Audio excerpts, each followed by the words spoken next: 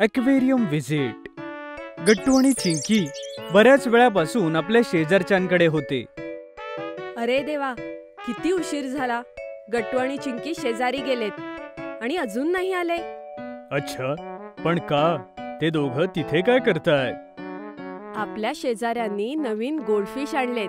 मग हे दोघे शाळेनंतर रोज त्यांच्या घरी जातात आणि खूप वेळ थांबतात. तर गट्टू चिंकीला मासे आवडतात. काही सांगू नका, दोघांनी त्या गोल्डफिशचं नावही ठेवलंय, टिम टिम.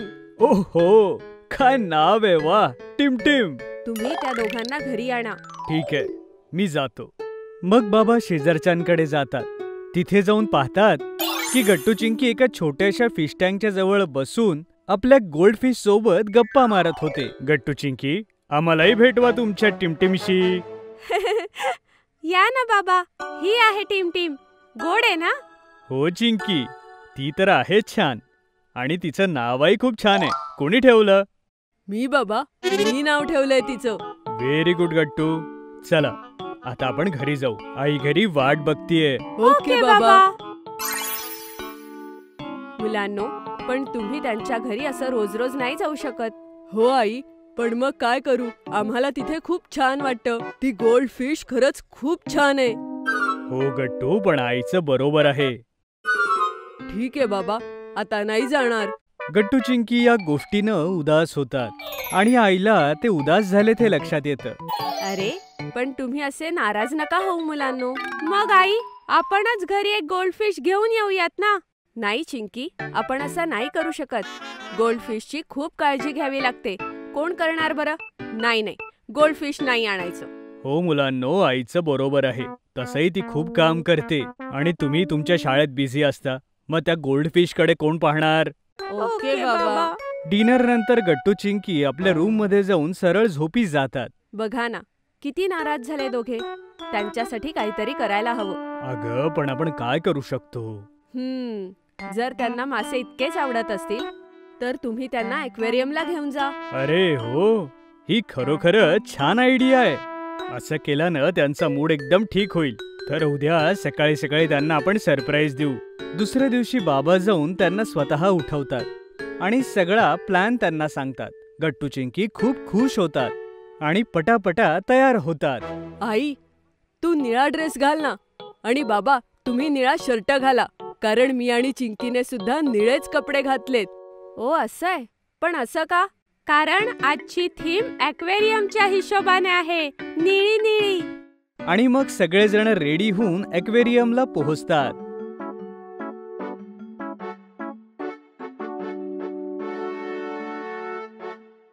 वाव! अरे बाळांनो, आपण आता एंटर झालोय. तुम्ही एंट्री करताच वाव म्हणालात. बाबा, हे ॲक्वेरियम किती मोठं आहे आणि इथे कितीतरी टँक्स आहेत. मला तर विश्वासच बसत नाहीये. हो बाबा, घरी तर गोल्डफिश इतक्या छोट्याशा टँक मध्ये होती, पण इथे तर कितीतरी मासे आहेत. ही तर फक्त सुरुवात आहे मुलांनो. आज जाऊन तुम्ही किती वेळेस वाव कराल. आतमध्ये जाऊन गट्टू चिंकी अगदी लक्ष देऊन ॲक्वेरियम पाहत होते. चिंकी म्हणाली, बाबा, इथे किती शांतता आहे. पाण्याचा आवाज स्पष्ट ऐकायला येतोय. हो, आणि बघा ना, हे मासे किती सहजतेने पाण्यात पोहतायत. किती स्वच्छ पाणी आहे ना. पण बाबा, आपल्या शेजारचे काका तर गोल्डफिशचा टँक दर 2 दिवसांनी साफ करतात. इथे तर इतके टँक्स आहे. मग इथे स्वच्छता कोण करत असेल? मुलांनो, इथे 1 किंवा 2 नाही, तर जवळपास 50 ते 60 वर्कर्स येतात. ते हे टँक स्वच्छ करतात. ओ, 50-60 कामगार. किती मेहनतीचं काम आहे ना बाबा. हो चिंकी, मेहनतीचं काम तर आहे आणि माशांकडे लक्षही द्यावं लागतं. म्हणूनच मी घरी मासे नको म्हणत होतो. हो बाबा, आता मला तुमचं म्हणणं समजलंय. ओ वाव, इथे कितीतरी कासव आहेत. अरे गट्टू, हे बघ, इथे या टँक मध्ये तर कितीतरी गोल्डफिशेस आहेत. वाव! हो चिंकी, वाव! गट्टू चिंकीला असं सरप्राईज होत आणि आनंदी होत असताना बघून आई बाबांना खूप आनंद वाटतो आणि ते दोघं एकमेकांकडे पाहून हसतात. गट्टू चिंकी, या बरं जरा इकडे. इथे माशांसाठी जेवण मिळतंय. चला आपण सुद्धा माशांना जेवण भरवूया. Okay I. मग गट्टू, चिंकी आणि आई मिळून त्या माशांना खाऊ घालतात. आई, हे मासे किती क्यूट दिसतायत ना जेवण करताना. मला तर एकदम तुझ्यासारखी दिसतात चिंकी. सगळेजण गट्टूच्या बोलण्यावर हसतात. आई, या माशांना खायला देण्यासाठी सुद्धा 50 ते 60 लोक येतात का? हो चिंकी, मासे दिवसातून अनेक वेळेस जेवण करतात, म्हणून त्यांना सारखं सारखं खायला दिलं जातं. हो आई, मग तर तू बरोबर बोलत होतीस. या माशांची काळजी घेणं खूप अवघड काम आहे. हो आई बाबा, जेव्हाही आम्हाला माशांना बघण्याची किंवा त्यांच्यासोबत खेळण्याची इच्छा असेल त्यावेळेस आपण असेच ॲक्वेरियमला येऊया. ठीक आहे गट्टू, चिंकी. अशा प्रकारे आईबाबांसोबत गट्टू आणि चिंकी ॲक्वेरियम व्हिजिट एन्जॉय करतात.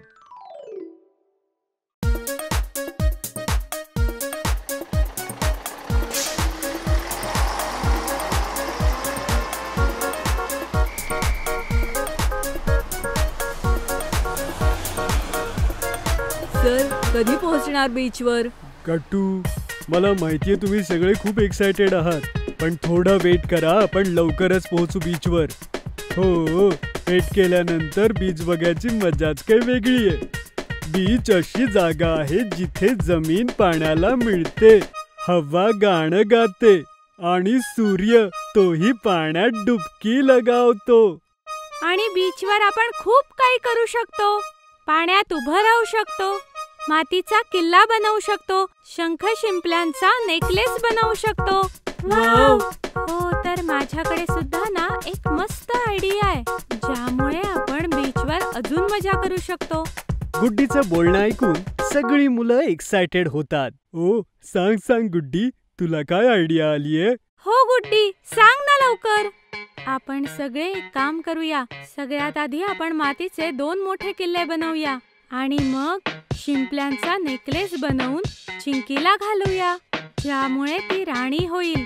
आणि मग एक अजून नेकलेस बनवूया आणि तो गट्टूला घालून देऊ, आणि मग तो होईल दुसऱ्या मातीच्या किल्ल्याचा राजा.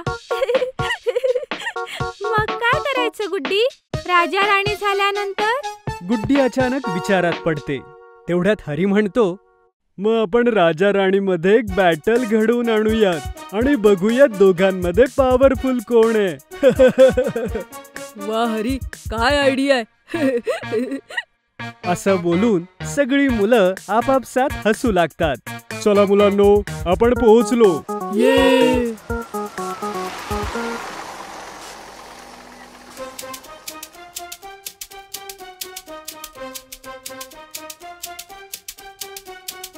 सगळ्या जगाचा कचरा ह्याच बीचवर आलाय का? हा तर स्वच्छ करावा लागेल. या कचऱ्यात मातीचा किल्ला आपण कसा बनवणार आणि राजा राणीचा खेळ कसा खेळणार? थोडा घाण तर आहे, पण आपण कचऱ्यापासून दूर राहून मजा करू. तू अजिबात काळजी करू नकोस गट्टू. मुलांनो, जास्त दूर जाऊ नका आणि पाण्यात जायचं असेल तर माझ्या सोबत चला. हो सर.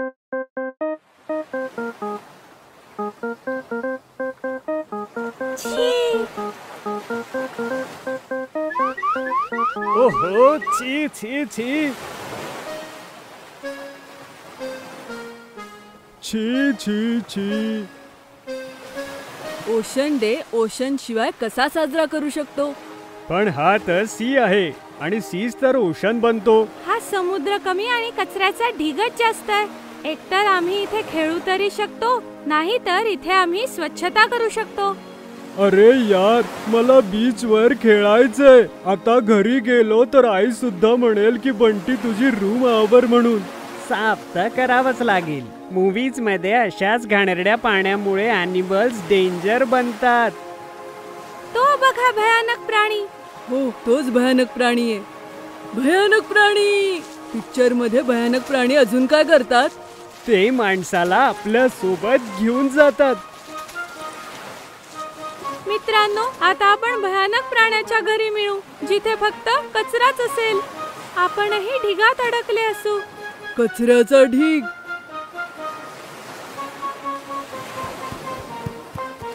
तो आपल्यासाठी स्वतःला धोक्यात घालतोय. थांब.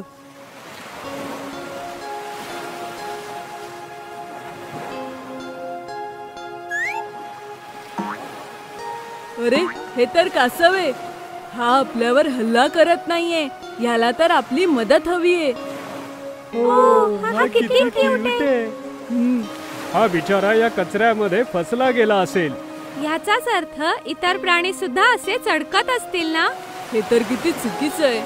आपल्या आनंदासाठी आपण बीच नको घाण करायला. विचार करा, जर आपण घरात कचरा केला तर आपली आई आपल्याला किती ओरडते. तसंच हा बीच आणि समुद्र ह्या प्राण्यांचं घर आहे ना. मित्रांनो, आपली भांडणं बाजूला ठेवूया आणि हा बीच स्वच्छ करूया. हा आपला कचरा आहे आणि त्यामुळे ह्या बिचाऱ्या प्राण्यांना त्रास होतोय. हे चुकीचं आहे.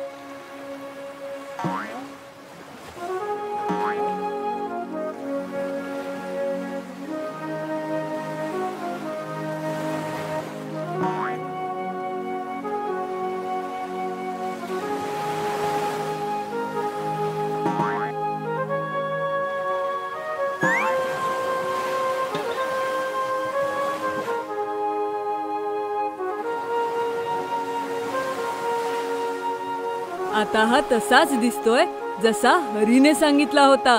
पण आपण चिंकीने सांगितलेल्या गोष्टी नाही करू शकलो. तर ओशन डेच्या दिवशी करा. आपण पुन्हा येतोय. जर तुम्हाला आमचे व्हिडिओ आवडत असतील तर लाईक करा, कमेंट करा आणि सबस्क्राईब करा.